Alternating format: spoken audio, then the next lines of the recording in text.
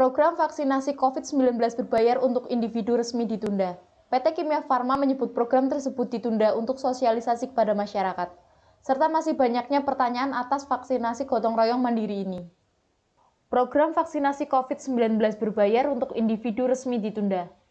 PT Kimia Farma Tbk menyebut program tersebut ditunda untuk sosialisasi kepada masyarakat, serta masih banyaknya pertanyaan atas vaksinasi gotong royong mandiri ini.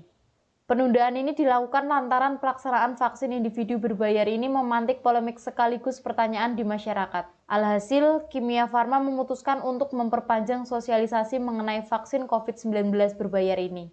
Besarnya animo serta banyaknya pertanyaan yang masuk membuat manajemen emiten dengan kode saham di Bursa Efek Indonesia KAF memutuskan untuk memperpanjang masa sosialisasi vaksinasi gotong royong individu serta pengaturan pendaftaran calon peserta. Holding BUMN Farmasi tersebut sebelumnya mengumumkan akan menyediakan vaksin COVID-19 dosis pertama dan kedua secara berbayar mulai hari Senin 12 Juli 2021. Tarif vaksin COVID-19 berbayar itu untuk satu dosis sekitar Rp321.000 dan ditambah dengan tarif pelayanan vaksinasi maksimal Rp117.000. Dengan begitu, untuk setiap satu dosis penyuntikan vaksin dikenakan biaya Rp439.000. Adapun jadwal-jadwal selanjutnya, KAF akan segera mengonfirmasinya.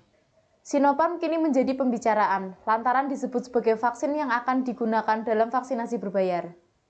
Dalam Peraturan Menteri Kesehatan Nomor 19 Tahun 2021, sudah dijelaskan mengenai jenis vaksin untuk program vaksinasi COVID-19 berbayar. Dalam peraturan tersebut, vaksin yang digunakan untuk vaksinasi berbayar adalah vaksin produksi Sinopharm. Harga satu dosis vaksin harus merogoh kocek sekitar Rp321.000. Selain itu juga tarif pelayanan harus dibayar senilai Rp117.000 per dosis. Sehingga perkiraan biaya untuk menyelesaikan dua dosis adalah sekitar Rp879.000.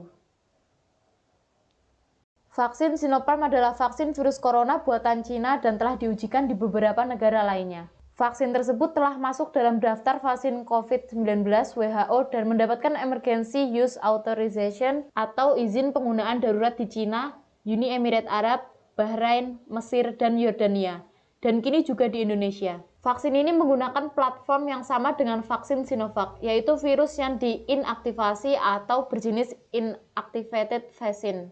Melansir penjelasan Badan Kesehatan Dunia atau WHO, vaksin berjenis inactivate adalah vaksin yang menggunakan partikel virus yang dimatikan untuk mengekspos sistem kekebalan terhadap virus, tanpa mengambil resiko respons penyakit yang serius. Vaksin Sinopharm juga merupakan vaksin pertama yang dilengkapi dengan pemantau suhu pada botol vaksin. Stiker kecil pada botol vaksin akan berubah warna saat vaksin terkena panas dan memberitahu petugas kesehatan apakah vaksin tersebut dapat digunakan dengan aman. Dalam uji klinik di Uni Emirat Arab, efikasi vaksin buatan Cina ini mencapai 78%, dan vaksin ini dapat digunakan pada populasi usia 18 tahun ke atas sampai orang lanjut usia. Izin penggunaan darurat vaksin ini di Indonesia terbit pada 29 April 2021. BPOM menyatakan vaksin tersebut aman digunakan dan telah memiliki izin penggunaan darurat. Kepala BPOM Penny Kalukito mengatakan, kejadian ikutan pasca imunisasi dari penggunaan vaksin Sinopharm bersifat ringan, seperti bengkak, kemerahan, sakit kepala, diare, nyeri otot, atau batuk.